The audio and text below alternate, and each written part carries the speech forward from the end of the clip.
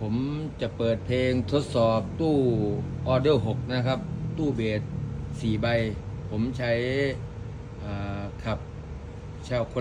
นละชแนลนะครับใช้ออเดอร์6 4ใบแล้วฝั่งนี้จะเป็นของ CL นะครับจะทดสอบเสียงจะแตกต่างกันขนาดไหนนะครับว่า